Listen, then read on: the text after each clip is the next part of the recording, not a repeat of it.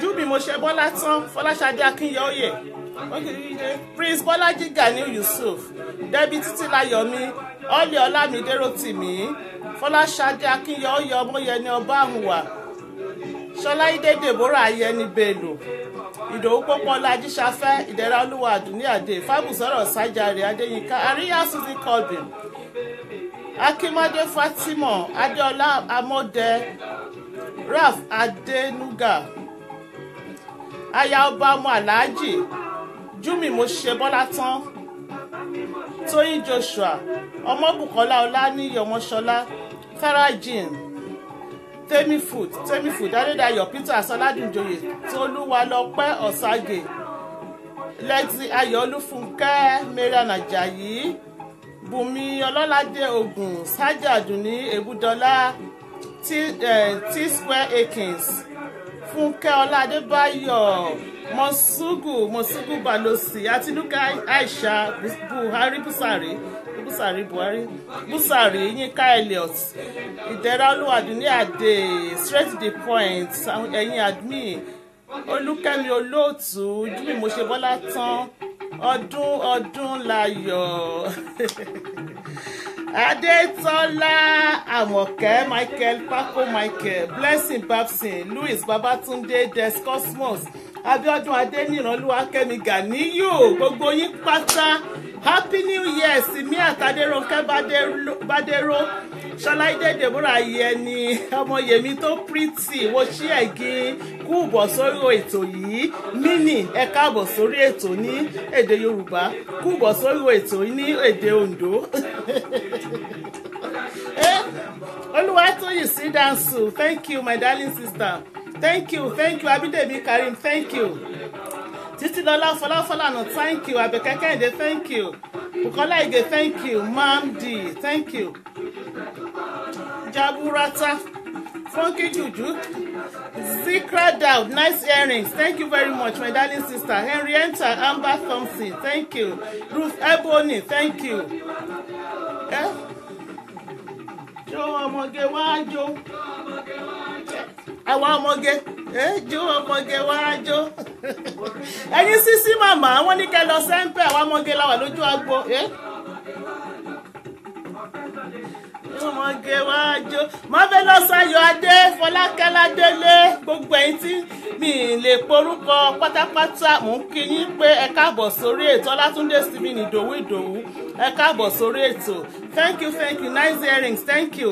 Ọlátúbọ̀sún Tèmídayọ̀, Olúwakẹ́mi Ganiu, Fọláṣadé Akí, gbogbo yín pátá. I'm dancing with you, okay now? Jó ọmọge wá jó. Jó ọmọge wá jó. Wá jó. Wá jó. Wá jó. Wá jó. Wá jó. Ẹ kò láti lẹ́bọ̀ bọ̀ o. Ẹyẹ Olúbùnmi Ìgè kékeré ẹkùn ẹ káàbọ̀ sórí ètò. Ṣé ẹ bá wa ṣe fídíò yẹn jọ. Olúbùnmi Ìgè ẹ bá wa ṣe happy new year to you too. Same to you. Fìtìyìntìyìn àtàyọ̀ kéde náà.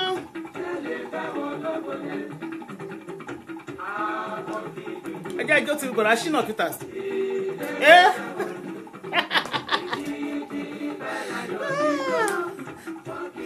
After 3 ìyàwó Ìjẹ̀bú bẹ́ẹ̀ after 3 ẹ̀yin lẹ mọ̀.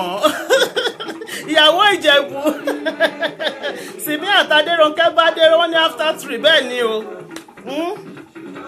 Àwa sisi àwa ọmọge sweet 16 anyway ànípẹ́ bẹ̀rẹ̀ ètò náà. Aṣíwájú Olúwaníṣọlá Àkànkẹ́ lẹ́o ọmọ múlà méjì ojúṣe ìyẹ̀wò là ní ẹ̀gìn ọ̀rẹ́ Olúwatóyìn Ògúnṣakí, thank you very much ma. Kúbọ̀ sórí ètò yìí ọmọ yẹmi wò là ní àwa Ondo nìyẹn ẹ má bínú a máa tà yín àgbà change lórí ètò ilé ni lóyún pé àwọn ọmọ Ondo pọ̀ lórí ètò ilé ni. Olórí Bukky Jayola is watching with me, thank you, is watching me, thank you, share. Olúṣínà Wùnmí, thank you. Helen Johnson, thank you. Àtàyìn àgbà change ẹ má wọrí. Ẹ̀yin ọmọ Ondo dà owó yín dà ẹ jẹ́ ká rọ́wọ́ yín o. Owó yín dà. Ẹ gbé yàwó sókè. Ẹni bá wò ó yóò yẹ. Ẹni bá wò ó yóò yẹ. Ẹ gbé yàwó sókè. Ẹni bá wò ó yóò yẹ. Thank you. Wow, looking sweet. Thank you Olórí Bukky Jayola. Mo ní kẹ́mi náà jọ yín díẹ̀ ni. Bó bẹ́ ṣe ń jù lórí Facebook gbogbo ẹ̀ lákúkú ń rí. Ẹ ṣé ẹ̀yin tèmi. Ẹ̀yin Uncle Délé Táíwò. Mi tó ní kẹ́ lọ sẹ́ńpẹ́ ṣùgbọ́n ẹ lọ sẹ́ńpẹ́ for now. Okay now. Ẹ̀yin tèmi ẹ káàbọ̀ sórí ètò yìí. Mo dúpẹ́ lọ́wọ́ gbogbo yín o. Happy New Year everybody. Gbogbo yín pátá ni mo kí. Ẹ̀mí á ṣe púpọ̀ lókè èèpẹ̀ o. Ẹ̀mí wa tó rí ọdún yìí 2018 á tún rí eléyìí tó ń bọ̀. Á tún rí ọ̀pọ̀lọpọ̀ ẹ̀. Láyé la máa ṣe láyọ̀ àti àlàáfíà la máa ṣe ọdún tuntun. Pẹ́pẹ́pẹ́pẹ́ àníkú fọ̀tàyọ̀. We rock bẹ́ẹ̀ ni o àwa Ondo we rock. Tàdí náwó sókè. Ìbọ̀lẹ̀ ti wá lóńdó. Ọ̀gá ẹ ṣé ẹ̀yin èèyàn mi mo dúpẹ́ bí mo ṣe ń wọlé tí mo rí pé ẹ ti ń dúró èmi náà rí pé mo late díẹ̀ ẹ má bínú so bí mo ṣe ń kalẹ̀ mo rí pé ẹ sáré rush wọlé ni àwọn èèyàn wọ́n tèmi wọ́n láìkì mi tó sọ pé láìkò fòfò ṣùgbọ́n ẹ láìkì story àbí wọ́n sáré gbórí wọlé ni ewó lè àti àyẹ̀wò ní fún wa lónìí anyway ká tó bẹ̀rẹ̀ ohunkóhun rárá lórí ètò straight to the point with Aunty Ayọ̀ a máa kọ́kọ́ fi tolúwa síwájú ọ̀nà ọpẹ́ wa pọ̀ lónìí ṣùgbọ́n a máa ṣe ní ṣókí mi ní fẹ́ gbà yín lákòókò torí pé kí ni story tí a mú wá lónìí tẹ́ bá ń gbọ́ ó ládùn olóyin ó ní mental ó ta yẹ́rí lẹ́nu ẹ ẹ bá wa ṣe ẹ̀yin tẹ́lẹ̀ fẹ́ pè wọlé ẹjọ́ ẹ gbé fóònù yín sẹ́gbẹ̀ẹ́ nítorí ọ̀rọ̀ tẹ́ máa bá wa dá sí ni. ọ̀nà ọpẹ́ mi pọ̀ èmi kò ní ṣàìṣọpẹ́ oore tí bàbá ṣe fún mi èmi kò ní ṣàìṣọpẹ́. ọmọ ilẹ̀ Olújì ni mí ẹ káàbọ̀ àwọn tẹ̀gí nìyẹn okay now. Alpha Omega ìbẹ̀rẹ̀ àti òpin a lè wí lè ṣe a lè ṣe lè wí. Ọba mi tó ń gbénú afẹ́fẹ́ ṣọlá ọba mi tó ń gbénú adélébọ̀ fọ̀hún ọba àwọn ọba ọlọ́run àwọn ọlọ́run ọ̀gbàgbà tí ń gba láìlára ọba tó ń gbani lọ́jọ́ ibi àríìró àlálápá rọ́bìrọ́bì gbẹ́ngbẹ́lẹ́kú tó ń dá níbi tó wù ú àkìkìtàn aládé ewúrà ọba àwọn ọba tó ṣọ́ wa lọ láti last year láti lọ láti last year 2017 ó ṣọ́ wa lọ ó tún ṣọ́ wa padà ní 2018 ẹ rí pé ọ̀rọ̀ wa tọpẹ́ ó jọpẹ́ lọ lórí ètò yìí Olúwa ẹ ṣeun a dúpẹ́ lọ́wọ́ yín o bàbá mi ẹ ṣeun tẹ́ ṣọ́ wa lọ láti 2017 láti lọ ẹ̀mí wá rí ọdún tuntun 2018 ọ̀pọ̀ ọ̀dọ́ fẹ́ ṣe ọdún yìí tó fẹ́ rí January 1st ṣùgbọ́n tí ẹ fún wọn ní àǹfààní a ò fi yọ̀ wọ́n a fi ń gborúkọ ńlá yín ga ni Olúwa ẹ mà ṣeun bàbá ẹ ṣeun ẹni tá a fi ń dúpẹ́ ká má fi sun ẹkún o ká má fi pòṣé o ọ̀nà ọpẹ́ wa báyìí kó máa pọ̀ lọ ni ẹnu tá a fi dúpẹ́ lọ́dún yìí ká tún fi dúpẹ́ ti next year lágbára lọ́wọ́ Elédùmarè a wá fi gbogbo ohun tá a máa ṣe lónìí lẹ́yìn lọ́wọ́ Olúwa ẹ gba gbogbo ògo Olúwa ẹ gba àkóso eléyìí tá a máa sọ tá ò ní sọ mí mọ́ ẹ má jẹ́ ká sọ Ọlọ́run ẹ̀yin láwọn máa sìn ẹ̀yin láwọn máa gbéga Jésù Olúwa wa àmín àmín ní orúkọ Jésù.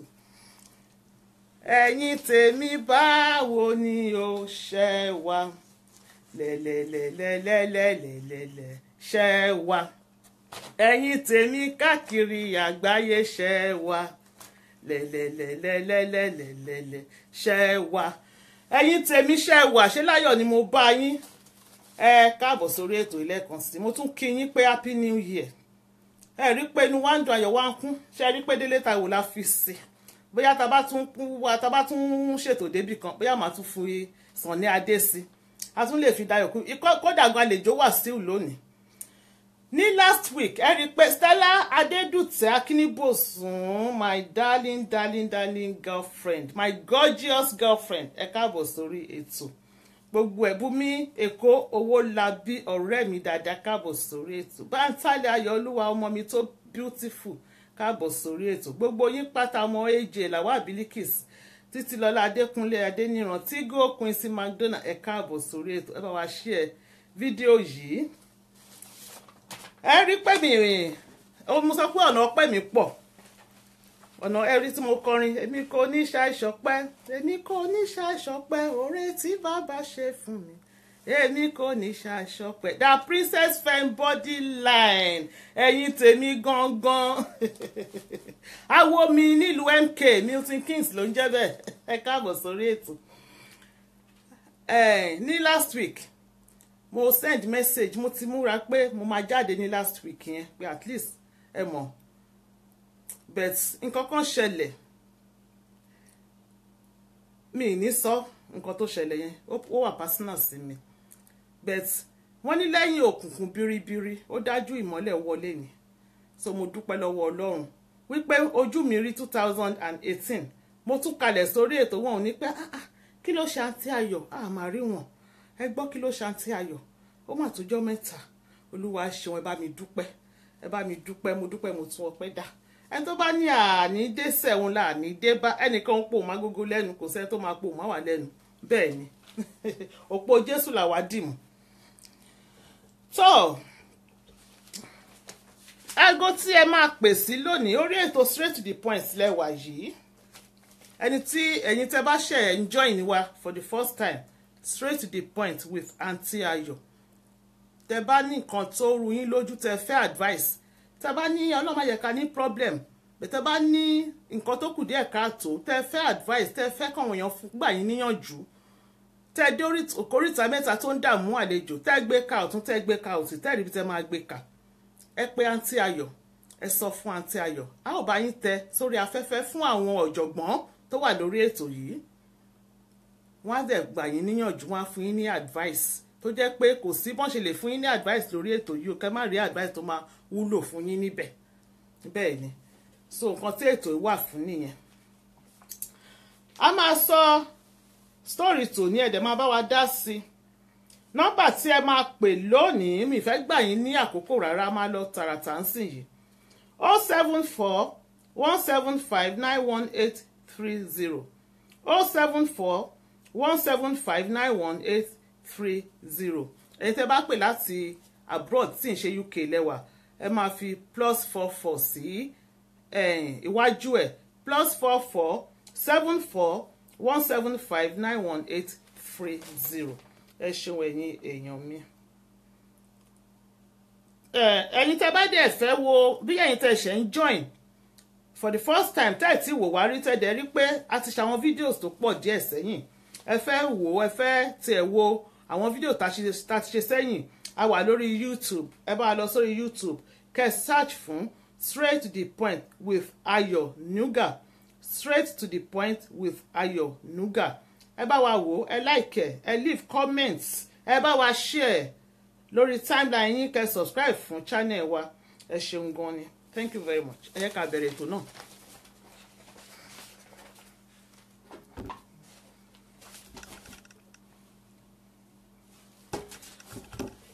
àwọn àǹtí kan ni wọ́n pè mí wọ́n ní pé Aunty Ayọ̀ mo ní wọ́n ní ọmọ 40 ọdún ó lé ní 44 years old ni àwọn sì ní ọmọ 4 àwọn marry o àwọn ní ọkọ àwọn ṣe ìgbéyàwó pẹ̀lú ọkọ àwọn ní ọmọ 4 wọ́n ní first born àwọn 18 years old ni ó dẹ̀ ti wà ní yunifásitì nísìnyìí wọ́n ní láti ọjọ́ tí ọkọ àwọn ti gbé àwọn níyàwó wọ́n ní inú àwọn ò dùn rí wọ́n ní àwọn forí tì í àwọn fi orí tì í nínú ìgbéyàwó yẹn láti ìbẹ̀rẹ̀ wọ́n ní ṣùgbọ́n wọ́n ní kàkà kéwé àgbọ́rọ̀ wọ́n ní pípele ló ń pele sí wọ́n náà wá pinnu nínú ọkàn àwọn wípé ìgbéyàwó yìí ó ní láti ṣeé ṣe ni àwọn ò ní kúrò nínú ìgbéyàwó yìí. wọ́n ní nǹkan tó jẹ́ káwọn pinnu bẹ́ẹ̀ ni wípé ìyá àwọn wọ́n ní ìyá àwọn ò sí nílé ọkọ ìyá àwọn kúrò lọ́dọ̀ bàbá àwọn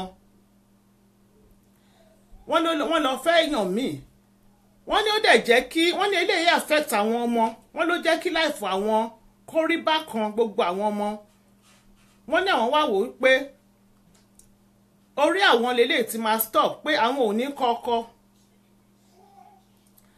wọ́n ní ṣùgbọ́n nísìnyìí wọ́n ló ti dé góńgó ẹ̀mí àwọn wọ́n láwọn fẹ́ fi ọkọ àwọn sílẹ̀ wọ́n láwọn pàdé ní 1997 wọ́n láwọn ṣe ìgbéyàwó ní year 2000 àwọn court fún ọdún mẹ́ta wọ́n ní Nàìjíríà ni àwọn bí gbogbo ọmọ àwọn sí wọ́n nígbà tó di 2010 wọ́n láwọn travel wá sílùú òyìnbó ní Amẹ́ríkà àwọn dẹ̀ ń gbé ní Maryland làwọn wà wọ́n ní nígbà tí àwọn ní oyún àkọ́bí ọmọ àwọn ní Nàìjíríà wọ́n ní ọkọ àwọn wọ́n ló mú ọmọ àbúrò ẹ̀ yẹn ọkùnrin ọmọ kékeré wọ́n lábúrò ẹ̀ yẹn ti kú àbúrò ọkọ àwọn ti kú wọ́n ló wá mú ọmọ ọdún 3 sí ọmọ ọdún 4 nígbà yẹn wọ́n ló mú wá láti wá gbé lọ́dọ̀ àwọn. wọ́n ní kò sọ fún àwọn pé òun mú ọmọ bọ̀ ó kò ṣàdédé mú ọmọ wá ni wọ́n láwọn rò wípé ọmọ wá lọ ṣe ọludé lọ́dọ̀ àwọn. wọ́n nígbà tó tó àkókò tó yẹ kọ́mọ lọ tí ọmọ ò lọ wọ́n láwọn wá bí pé kí ló dé ṣé ọmọ ò ní padà mọ́ ni wọ́n ló wá sọ fún àwọn wípé rárá ibi báyìí ni ọmọ yẹn máa gbé àwọn ọmọ kékeré ọmọ ọdún 3 sí 4 àwọn sì wà nínú oyún. wọ́n ní àwọn ò bá argue àwọn ò jiyàn àwọn ó dùn àwọn díẹ̀ pé ó yẹ kó lè sọ fún àwọn kó tó mú ọmọ wá kó jẹ́ àjọmọ̀ àwọn káwọn jọ agree wọ́n ní ṣùgbọ́n ọ̀rọ̀ yẹn tún rí bákan torí àbúrò ẹ̀yẹn wọ́n ló ti kú àbúrò ọkọ àwọn táwọn mọ̀lẹ́bí bá gbọ́ nǹkan míì náà máa rò sí pé inú àwọn ò dùn kí ọmọ yẹn wá gbé lọ́dọ̀ àwọn wọ́n máa rò pé àwọn burú ni àwọn bá dákẹ́ wọ́n ní tòun tẹnu ẹ̀ àwọn rẹ́gísítà ọmọ sí nursery school kan tí ò jìnnà síbi ilé àwọn. wọ́n ní nígbà tó di ọdún 2001 wọ́n ní àwọn bí ọmọ ní 2001 àwọn bí àkọ́bí àwọn. wọ́n ní àwọn àti ọkọ àwọn ṣe iṣẹ́ ìjọba àwọn méjèèjì oníṣẹ́ ìjọba làwọn. wọ́n lẹ́yìn ìgbà táwọn bí àkọ́bí àwọn tán wọ́n láwọn pe ọkọ àwọn wípé kó jẹ́ kí àwọn ra ilẹ̀ káwọn bẹ̀rẹ̀ sí ní kọ́ ilé. wọ́n lọ́kọ àwọn sọ wípé idea táwọn mú wá yẹn good idea ni. wọ́n ní ó bá wá ilẹ̀ wọ́n ló ra ilẹ̀. wọ́n nígbà tí ó ra ilẹ̀ tó máa kọ́ ìwé ilẹ̀ wá wọ́n náwọn rí wípé orúkọ ẹ̀ Ṣàngálá nìkan báyìí ló wà ní orí ilẹ̀. wọ́n láwọn bí ní pé kí ni ìdí ẹ̀ tó jẹ́ orúkọ ẹ̀ nìkan ló wà lórí ìwé ilẹ̀. wọ́n ló sọ wípé káwọn má wọ́rì kò mátà nǹkan tí òun bá ti ní àwọn náà ni àwọn ní. wọ́n ní àwọn bẹ̀rẹ̀ sí ní kọ́ ilé yẹn wọ́n nígbà táwọn bẹ̀rẹ̀ sí ní kọ́ ilé àwọn jọ dá owó ni ọ̀dọ̀ owó tọkọ àwọn ni ó pọ̀ jù ń bẹ̀ o ṣùgbọ́n àwọn support ọkọ àwọn láti kọ́ ilé yẹn. wọ́n ní nígbà táwọn kọ́ ilé tán àwọn kó wọ inú ilé. wọ́n ní kò pẹ́ báyìí nígbà táwọn kó wọ inú ilé wọ́n ló tún lọ mú ìkan lára àwọn ọmọ ẹ̀gbọ́n ẹ̀ wá láti wá bá àwọn gbé pẹ̀lú eléyìí tí ó ti wà tó ti kọ́kọ́ mú wá wọ́n lọ jẹ́ méjì. wọ́n ní kò pẹ́ kò jìnnà wọ́n ní wàhálà bẹ̀rẹ̀ sí ní ṣẹlẹ̀ nínú ilé láàrin àwọn àti àwọn mọ̀lẹ́bí ọkọ àwọn àtàwọn ọmọ wàhálà ṣẹlẹ̀ láàrin àwọn àtàwọn ọmọ tó ń mú wá tó wá gbé lọ́dọ̀ àwọn. wọ́n ní táwọn bá bá àwọn ọmọ yìí wí wọ́n ní ọkọ àwọn tó bá dé tó bá ti rojọ́ fún wọn ló máa bẹ̀rẹ̀ sí í na àwọn ni. wọ́n ní nílùú bàràbá yìí ló máa ń fi àwọn nà wọ́n ló máa ń pa àwọn oríṣiríṣi orúkọ. wọ́n ní ọkọ àwọn ó kàwé ju àwọn ó lọ yunifásitì ó kàwé ó sì gboyè rẹpẹtẹ. wọ́n ló ní masters. wọ́n ní àwọn ń ti àwọn ò kàwé púpọ̀ àwọn jáde secondary school o àwọn sì lọ sí secretariat school. wọ́n láwọn lọ secretariat school. wọ́n ní gbogbo ìgbà tí wàhálà bá ti wà láàrin àwọn àti ọkọ àwọn ló máa bú àwọn wípé àwọn òkúkú kàwé illiterate ni àwọn ò lọ yunifásitì. wọ́n lárákùnrin ìyá ọkọ àwọn yìí ọdún 10 ni ó fi ju àwọn tó gbà lọ́wọ́ àwọn tó fi ju àwọn lọ. nígbà tó ṣáàyà ṣá àwọn travel lọ sí ìlú Amẹ́ríkà pẹ̀lú àwọn ọmọ àwọn. Janet Ọ̀rẹ́kọ̀yà, this is a new look o Aunty Ayọ̀, new year new look bẹ́ẹ̀ ni o. ẹ ṣeun sísítà mi, thank you very much Janet Ọ̀rẹ́kọ̀yà, ẹ ṣeun gan ni. wọ́n ní nígbà táwọn dé Amẹ́ríkà wọ́n ní wàhálà yìí túbọ̀ ń pọ̀ sí ni. wọ́n ní ọkọ àwọn táwọn bá ṣeré níṣẹ́jú kan the next moment ìjà ni. wọ́n láwọn ò lè jókòó wákàtí 2 tara àwọn káwọn ó má jà. wọ́n ní ìdí ẹ̀dẹ̀ẹ̀kẹ́ ní wípé kò sí opinion àwọn tó count tó mátà sí ọkọ àwọn táwọn bá sọ̀rọ̀ ọkọ àwọn ní káwọn ó gbẹnu dákẹ́. ó lè ní ṣé mò ń ṣẹgbẹ́ ẹ ni mo jù ẹ́ ó lè ní òkàwé illiterate ní ẹ́. wọ́n ní bí ọkọ àwọn ṣe máa ń sọ nìyẹn àwọn ò gbọ́dọ̀ sọ̀rọ̀. wọ́n ní kò fẹ́ káwọn sọ̀rọ̀ kò dẹ̀ kí ń listen sí àwọn ò lè express ara àwọn freely nínú ilé. wọ́n ní ìgbà bíyàn wọ́n máa dàbí ẹni pé àwọn ò tiẹ̀ jámọ́ nǹkan kan pé ó máa sọ̀rọ̀ sí àwọn bí ẹni pé àwọn ò jámọ́ nǹkan kan sí ni. wọ́n ní ṣùgbọ́n ó máa sọ fún àwọn wípé òun nífẹ̀ẹ́ àwọn. wọ́n láwọn ò dẹ̀ mọ orí ìfẹ́ tó ní sáwọn. wọ́n ló máa ń na àwọn ní Amẹ́ríkà nílùú òyìnbó. wọ́n ló máa ń na àwọn tóun bá ní argument ó máa na àwọn seriously. wọ́n ní ọjọ́ kan gan ìgbà tó na àwọn táwọn débi iṣẹ́ àwọn ní láti lo sunshade lọ síbi iṣẹ́ ni ojú àwọn fẹ́ẹ́ yọ bọ́. àwọn ará ibi iṣẹ́ ń béèrè wípé kí ló ṣe àwọn sọ wípé àwọn fojú gbá ilẹ̀kùn ni. wọ́n ní àwọn ará ibi iṣẹ́ àwọn wọn ò gbàgbọ́ ṣùgbọ́n kò sí nǹkan tí wọ́n lè ṣe because ojú wọn ní ojú yẹn wú gan tó pọ̀ wọn ò gbàgbọ́ pé àgbàlagbà kan lè rìn kó fojú gbálẹ̀kùn tó yẹn. wọ́n ní ọdún tó kọjá ọkọ àwọn iṣẹ́ bọ́ lọ́wọ́ ẹ̀.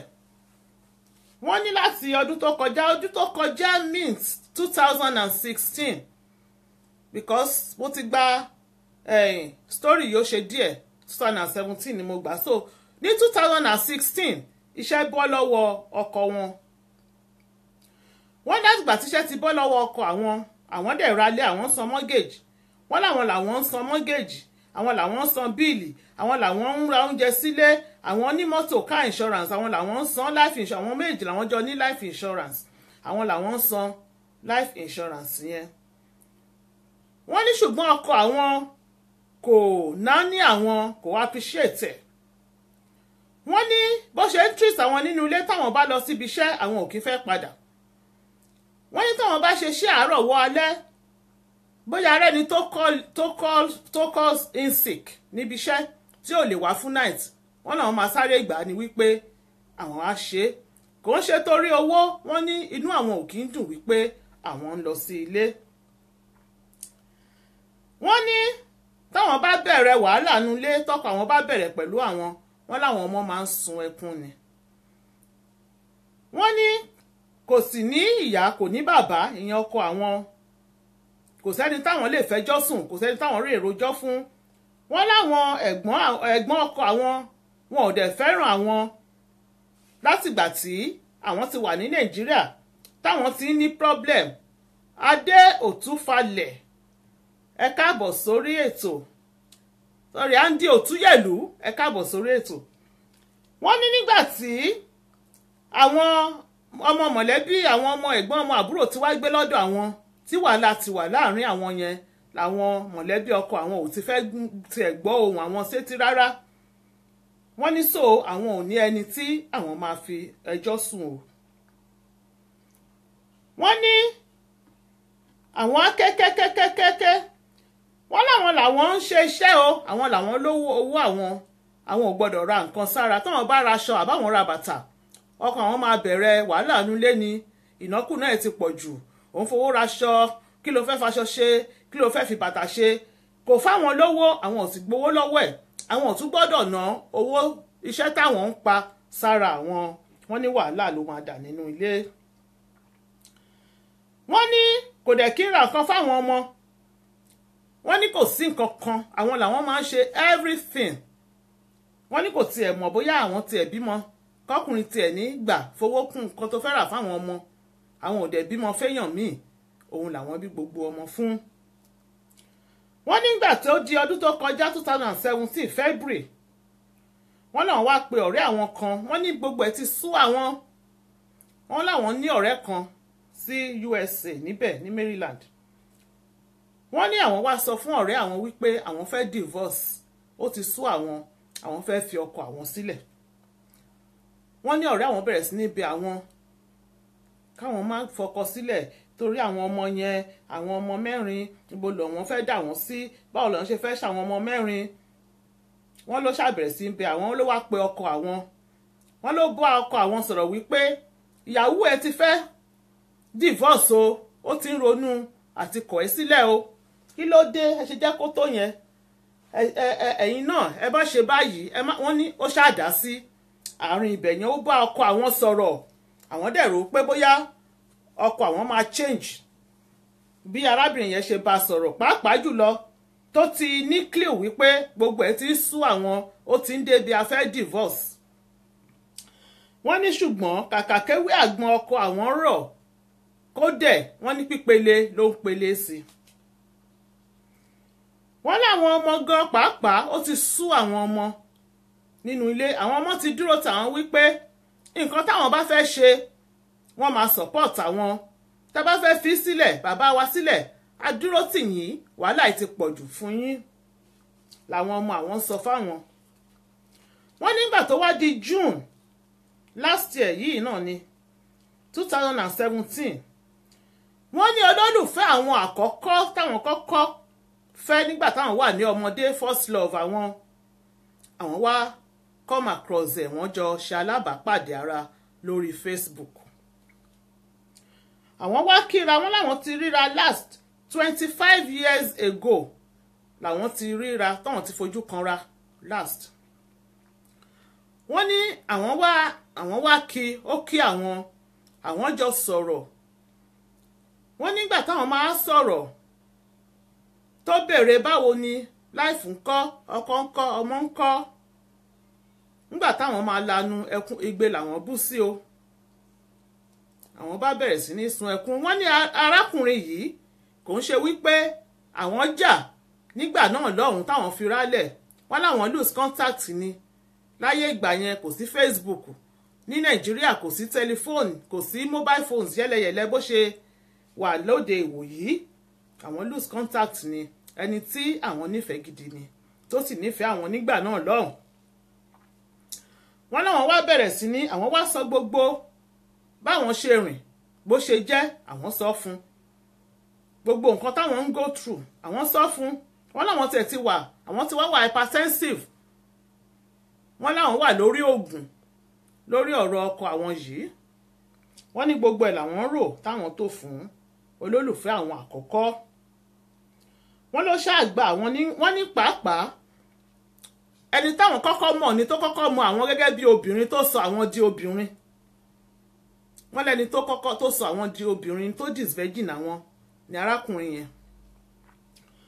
wọ́n ní ó ṣàwà gbà àwọn níyànjú wípé káwọn má ronú. wọ́n ló bá máa pe àwọn á pe àwọn lóòrèkóòrè á bá wọn sọ̀rọ̀ á gbà wọ́n níwọ̀njú. wọ́n ní gbogbo nǹkan tí ọkọ àwọn ò ṣe fún àwọn bí ò ṣe bá wọn sọ̀rọ̀ tó máa sọ̀rọ̀ sáwọn anyhow bí ẹni pé àwọn ò já mọ́ nǹkan kan arákùnrin yìí á bá wọn sọ̀rọ̀ dáadáa ó ń dùn àwọn nínú. wọ́n ní inú àwọn wá bẹ̀rẹ̀ sí ní dùn. wọ́n láwọn ti bẹ̀rẹ̀ sí ní rẹ́rìn-ín. àwọn ti bẹ̀rẹ̀ sí báwọn ṣe rí tẹ́lẹ̀ àwọn ti change. ẹni tó bá rí àwọn gan-an á mọ̀ wípé bóyá àbárábìnrin yìí ti jẹ tẹ́tẹ́ kan ni. ìrònú ń lọ àwọn ò ronú mọ́. a máa pe àwọn a máa bá àwọn sọ̀rọ̀ lóòrèkóòrè.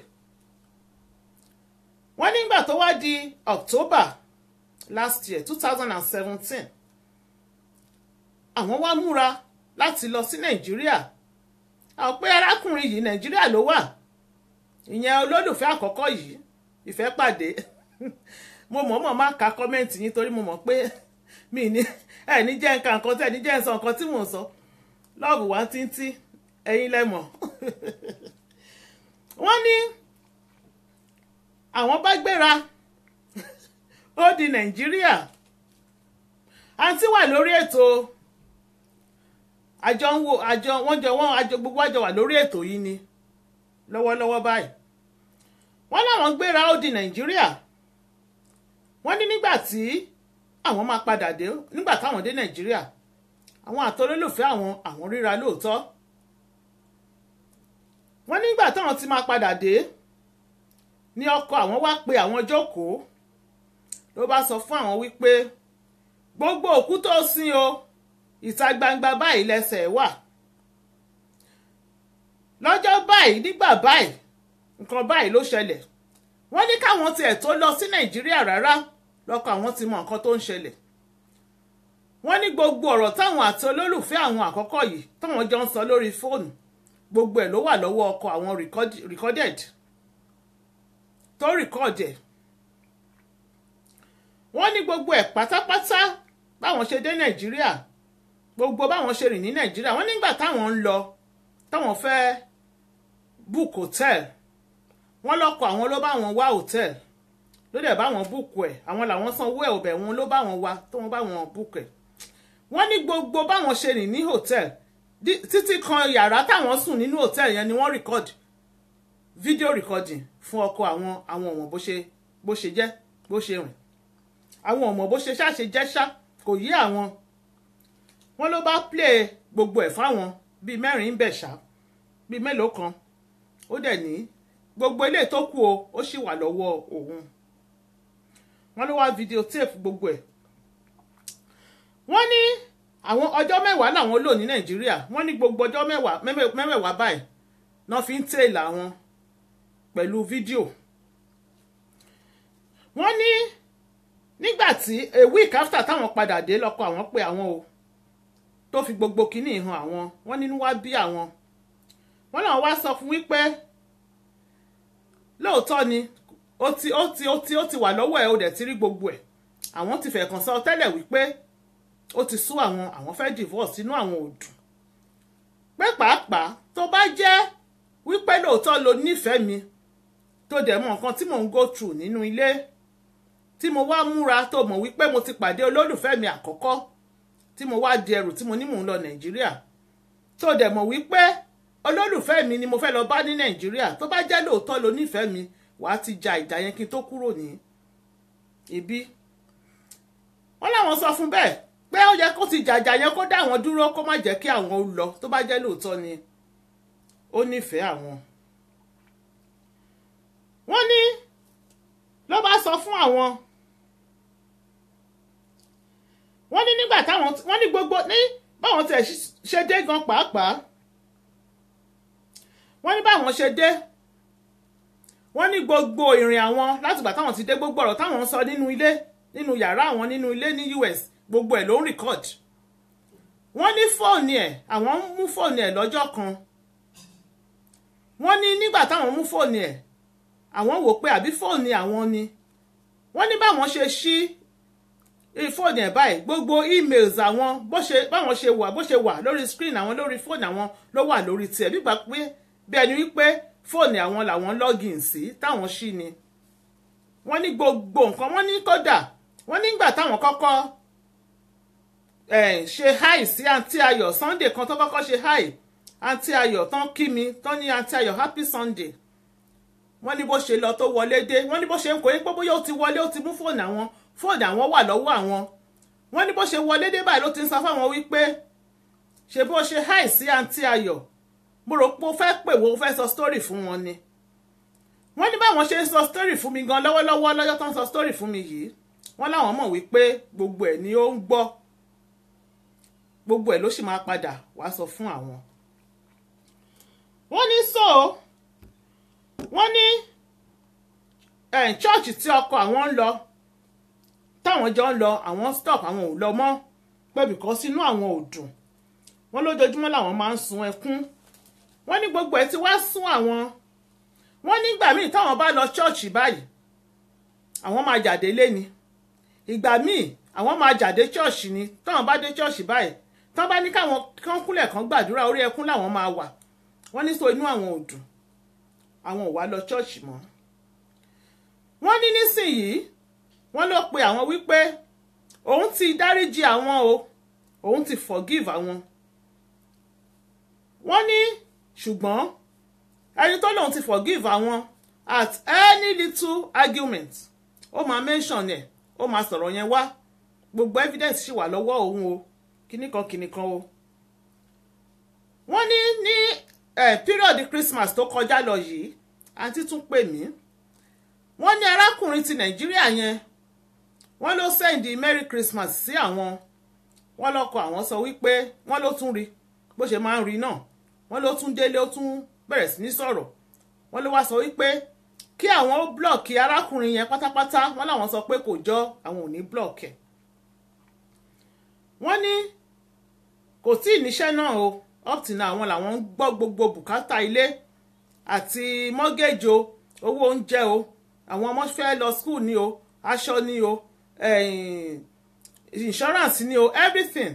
Àwọn làwọn ń gbọ́ bùkátà yẹn lọ́wọ́lọ́wọ́ báyìí. Pé ó sọ fún àwọn wípé òun ti forgive àwọn, pé nísìnyìí àwọn ò nífẹ̀ẹ́ mọ́. Tó bá fọwọ́ kan àwọn ọmọ dàbẹ́ ní wípé ọwọ́ ẹ̀ ń gé àwọn jẹ lára ni, pé àwọn ò tiẹ̀ nífẹ̀ẹ́ mọ́ rárá. Àwọn ò wá mọ̀ nǹkan tó àwọn èèyàn dẹ̀ ń sọ, àwọn ọ̀rẹ́ àwọn sọ wípé káwọn ó má fi sílẹ̀, ọmọ 4 làwọn ti bí. Wọ́n ní ṣùgbọ́n ọkọ̀ àwọn ti ṣí. Wọ́n ní àwọn wà lórí ìrònú, báwo ni káwọn ṣe ṣe ọ̀rọ̀ yìí. Wọ́n ní àwọn ti ronú débi pé àwọn fẹ́ para àwọn fẹ́ commit suicide. Pé àwọn wá ní káwọn pe Aunty Ayọ̀, kí Aunty Ayọ̀ bá àwọn. Wọ́n ní àwọn sọ fún wípé kó má mọ́nítọ̀ àwọn mọ́, kó fi àwọn sílẹ̀. Wọ́n ló sọ wípé as a husband, gẹ́gẹ́ bí ọkọ àwọn òun ní right sí privacy àwọn. Pé àwọn wá fẹ́ gbọ́ advice lẹ́nu gbogbo àwọn olóríire, àwọn ọ̀jọ̀gbọ́n tán wà lórí ètò straight to the point with Aunty Ayọ̀, pé kí wọ́n gba àwọn níyànjú o níbi táwọn gbé dúró yìí, kí ni kí àwọn ó ṣe. Ẹ ṣeun, nọ́mbà tẹ́ máa pè sí ẹ̀yin èèyàn mi, ẹ̀rí pósó sí ni lẹ́nu báyìí ó buyọ̀ sí. Ìṣó ò ṣe é pọ́nlá, iyọ̀ rèé kò ṣe é tú sọnù. Mo dẹ̀ mọ̀ wípé lórí ètò yìí gbogbo ẹni tó bá ti gbé bùkátà tó gbé wàhálà wá, Ọlọ́run má jarí wàhálà, tó fẹ́ solution sí problem ẹ̀, ó máa rí lórí ètò ìka tó sọ̀kalẹ̀. Nítorí pé kí ni àwọn ọ̀jọ̀gbọ́n àwọn ló wà lórí ètò straight to the point. 074 175 91830 074 175 91830. Ẹ bá wa dá sọ̀rọ̀ náà. Ọmọ OJ, I cite you. Ọ̀túnba Láyínká, I cite you. Princess Lolo ọmọ Chami Olúwatóyìn Babátúndé Wálé K ti kú. Let the man say his side o. Okay o Wálé K ti kú.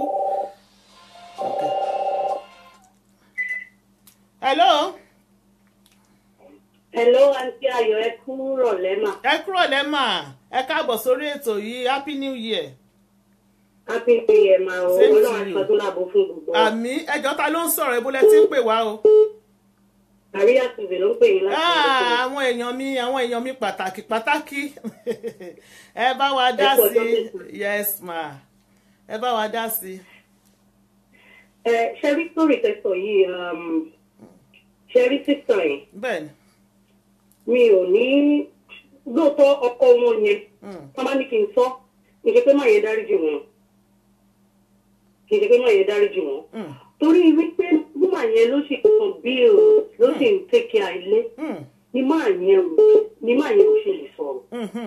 Tẹ bá wo sórí yẹn bí máa yẹn ṣe lọ ń record tó ń ṣe ń ṣe dé máa zẹ́gùn. Ṣé àwọn ọkùnrin tán máa ń fẹ́ ń gàbálẹ̀ obìnrin lórí whatever. Ṣùgbọ́n tí wọ́n bá ti wá dé level kan pé wọn ò ní nǹkan báwọn wọn lè fi ṣe olórílẹ̀ obìnrin lórí. Wọ́n wá sọ fẹ́dà díẹ̀.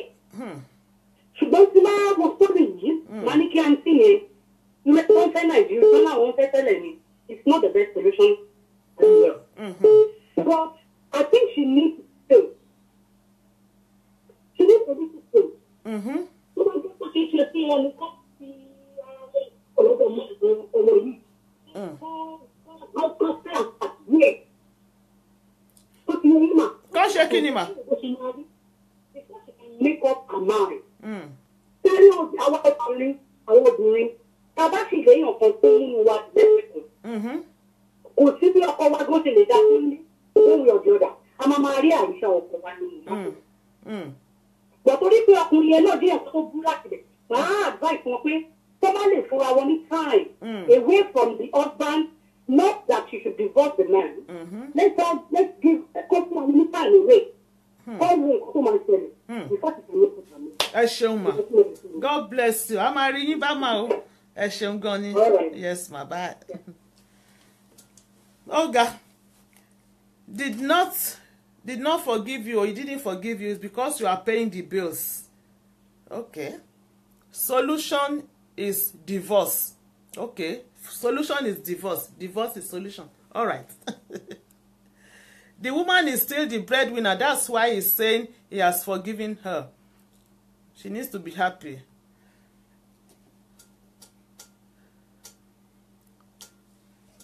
Ẹ̀yin admin, ẹ bá wa kọ nọ́mbà sókè ẹ jọ̀ọ́. Anything that does not make you happy, drop it before it drops you. Ẹ bá wa kọ nọ́mbà sókè. Àwọn tí wọ́n ń pè wọlé ẹ tún bá wa pè wọlé lẹ́ẹ̀kan sí.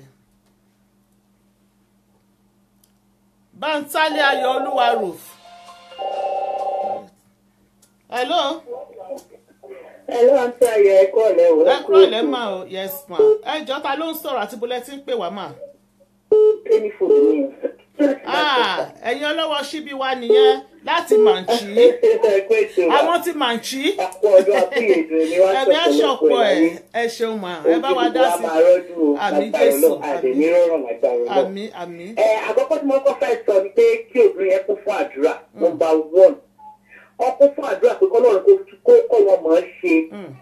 Ṣé rí àwọn Yorùbá ló sọ pé èṣù téèyàn ti mọ̀ lọ́jọ́ tó ti pẹ́. Ó sàn ju áńgẹ́lì téèyàn ṣẹ̀ṣẹ̀ pàdé lọ.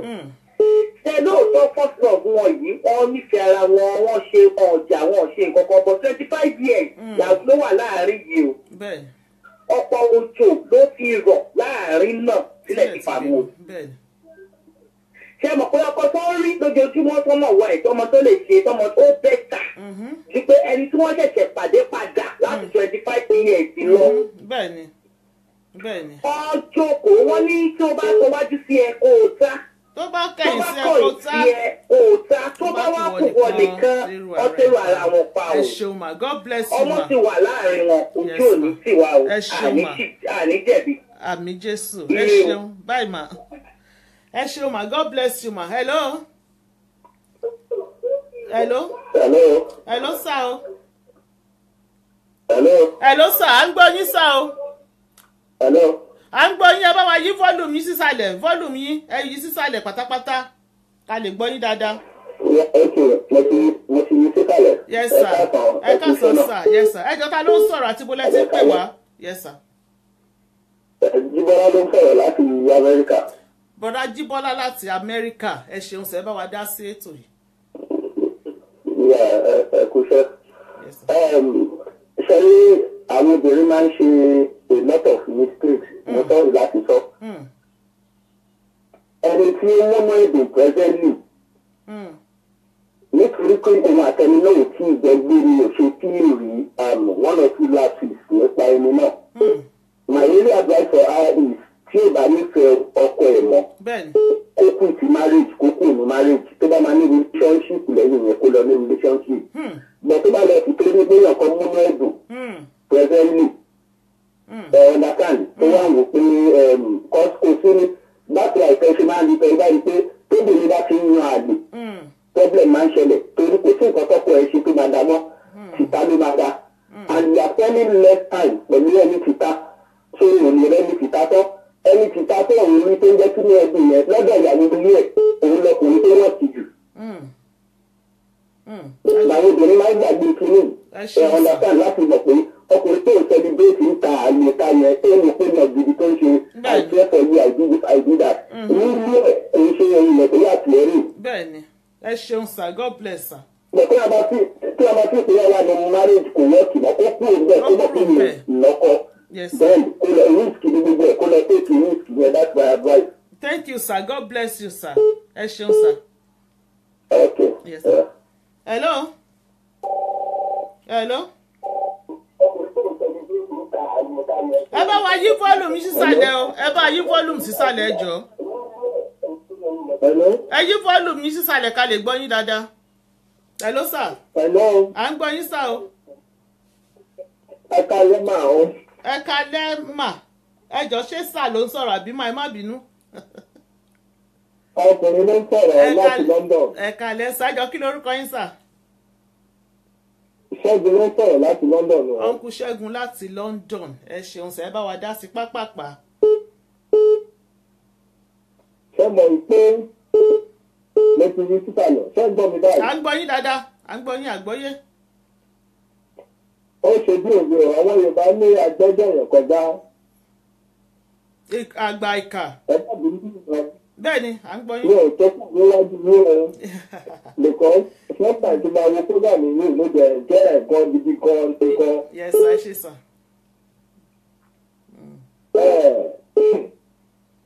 Bí kọ́là ṣe sọ̀rọ̀ tán ó sọ pé tóbi bá fẹ́ bẹ̀rẹ̀ ṣùgbọ́n ibi kan láti bẹ̀rẹ̀. Ṣé ń gbọ́ mi? mo ń gbọ́ yín sà. Ọkùnrin tọ́jọ́ gbé tó fi bímọ mẹ́rin. Kí ni ọ̀dẹ̀ àmọ̀ ṣe gbọ́? Tó jẹ́ tó fẹ́ fi ọkà tó tọ̀jú sáájú ni ẹ̀. Kí ọ̀dọ̀ gbé lé ló bẹ̀ wá mọ̀ ṣe ṣé mọ̀ pé nǹkan mi ti wà ń bẹ̀. bẹ́ẹ̀ ni sà nǹkan míì ti wà ń bẹ̀ láti bẹ̀rẹ̀ náà. Ẹ má bínú ọjọ́ náà fà. yes sà. Tó bá ṣe pé ṣẹ́ bẹ́ lọ́wọ́ máàtì lè yẹn. bẹ́ẹ̀ni. Ṣé òun máa fi ọkọ̀ ẹ̀ lẹ̀ láti Amẹ́ríkà máa lọ sí Nàìjà láti lọ bá olólùfẹ́ sí Nàìjà láì mọ nǹkan tí yẹn ń lò sí. Ẹ má bínú o tóbi má máa wùwà èmi ti bá mi délé mo rẹ̀ mọ̀ wá wọn dáadáa ẹ bá máa wùwà ibìkan lọ́ tún bẹ̀rẹ̀ o.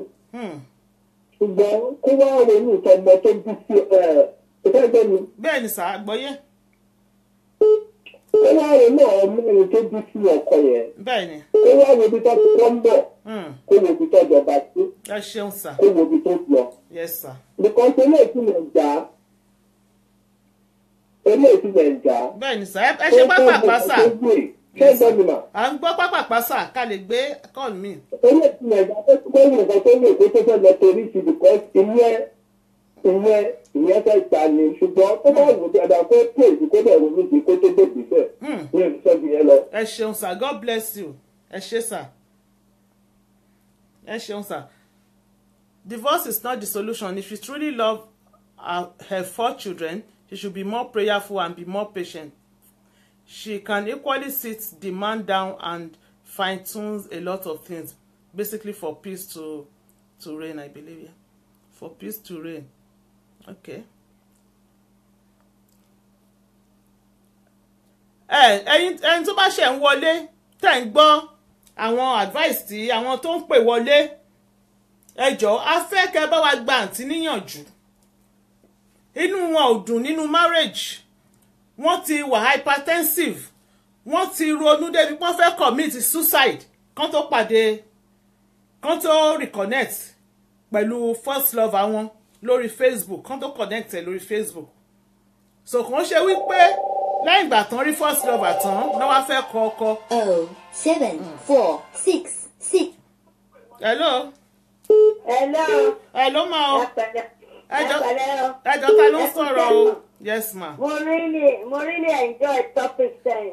ta ló ń sọ̀rọ̀ àti bó lẹ ti ń pè wá o. anyway princess ló ń sọ̀rọ̀ láti Heathrow airport.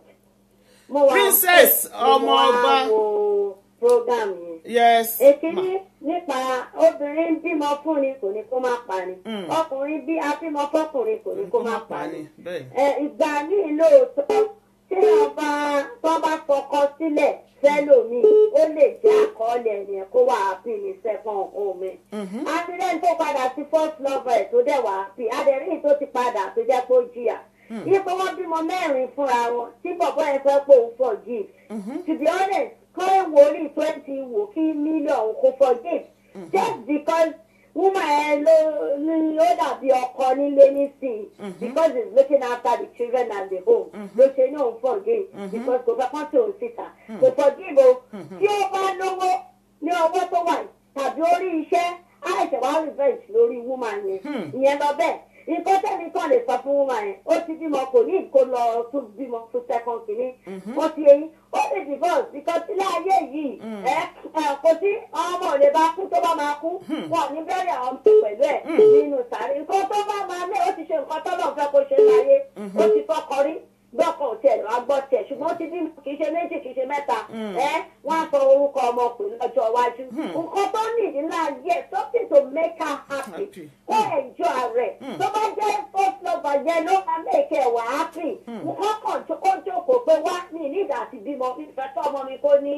àkìní kan lọ́jọ́ iwájú kọ́kàn enjoy ara wọn kọ́ lè máa bára wọn jáde kó lè máa ríyàn communication is very important in life obìnrin wọ́n wí pọ́n sọ pé padà síbẹ̀ ṣèkínní kan to me tí ó bá forgive ọkọ ẹ̀ àbí tó padà sọ́dọ̀ ọkọ ẹ̀ tọ́kọ́ ló ń forgive ẹ̀ gbogbo ẹ̀ cash ní irọ́ ni ọkọ ti máa ń ṣe ọkùnrin ló ń gbàgbé kan kò sí ní ló ti sọ fún un gbàgbé lókè tó tàkù náà fóònù ẹ̀ nǹkan tó ṣe ni pé fóònù yẹn ní recording fóònù ẹ̀ ó yìí sì láti lo bluetooth kó máa transfer nǹkan yẹn nìyẹn bí wọ́n ti fún yẹn sọnù kó bá sim card omi á rí pé kò lọ sọ́dọ̀ ọkọ ẹ̀. God bless you ma ẹ ṣeun communication ìyàwó ẹ̀ ọkọ tèmi ọlọ́pàá ni ó ṣe bẹ́ẹ̀ fún mi nígbà tí kò ṣe máa lọ sọ́dọ̀ ẹ̀ iṣẹ́ ni gbogbo tiẹ̀ wá sórí ìtọ́jọ́ mi ó bá parí máa ṣe ọkọ ti ṣe tó nǹkan tẹ́ni kan lè sọ fún mi sí i pé nǹkan tó máa mẹ́ẹ̀kẹ́ wà á pè ní kó ṣe kòrónà ra òun ló mọ bára òun ṣe. ẹ ṣeun ma God bless you.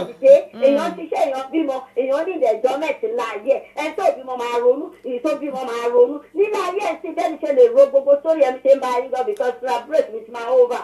ẹ ṣeun ma. ó mẹ́kẹ̀ ààrẹ wàá pín nǹkan tó bá máa mẹ́kẹ̀ wàá pín ní kó ṣe. ó ní kó ṣe. tí ọ̀pọ̀ bá fẹ́ kó lọ sí ọ̀dọ̀ first one tó ti tọ́wọ̀ yẹn kó lọ máa bá wọn ṣẹ́dá kó bẹ̀rẹ̀ o tí ẹ bá lọ níyàwó lọ́wọ́ ó máa ṣòro díẹ̀ ó bẹ̀rẹ̀ ẹ ṣeun ma thank you very much God bless you. ẹ jẹ́ ká gbé kọ́ọ̀lù mi àǹtí. ẹ ṣeun ma. ẹ ṣe God bless you. wọ́n jọ jẹ́ ọ̀rẹ́ kán jọ wà together bí a ṣe ń ṣe ní ìlú yìí. thank you ma God bless you ẹ má bínú. àǹtí ẹ ṣeun gan God bless you ma. kọ́ọ̀lù bíi ti já kọ́ọ̀lù yín ni o ẹ má bínú o. àwọn tèmi àwọn èèyàn bíi ti. hello. ẹ bá wa yí sísàlẹ̀ fọ́dún mi yín níbi tá ẹ wà o. bàbá yẹn wọ́n máa gbé ìdọ́pẹ̀gbẹ̀ ìyẹn wúmà yẹn tuwálé tó hà. tuwálé ọ̀rọ̀ náà sọ ibẹ̀ tí wọ́n gba àkókò yẹn. ó sọ̀rọ̀ ó tọ̀rọ̀ nígbà. Sister mi, my daddy sister. Nǹkan tó wà tẹ̀ jẹ́ lọ́mọ ayé àtijọ́ tọ́lá àwọn fílẹ̀ tó pàdé náà 25 years ago tọ́sẹ̀ pàdé yẹn. Kọ́kọ́ yọ̀ fẹ́ kó lọ kọ́ náà user and doctor. And then nǹkan tí ọkọ lé wọn gbọ́ ń ṣe yẹn kó máa fò ìbéyà yẹn kó máa ìdíjẹ́ kó yá blood pressure wọn ráì. Ọ̀nà road ẹ̀ jìnnà rárá bàtí kọ́lọ̀ ń ṣàánú ọdún tuntun la wà yìí. Ọlọ́mọ jẹ́ àgbọ̀nà ọ̀run lọ. Violence tí wọ́n tọ́kọ lé wọn ti lù wọn tó ti maltreat wọn. Wọ́n ti ní pé wọ́n bá dá ìbọ̀sì wọn kọ́kọ́ lọ fún separation. Because máa yẹ ọkọ lé wọn bàbá wọn láti bẹ̀rẹ̀ pẹ̀tẹ̀ bí àkọ́kọ́ ló ṣe ń treat wọn.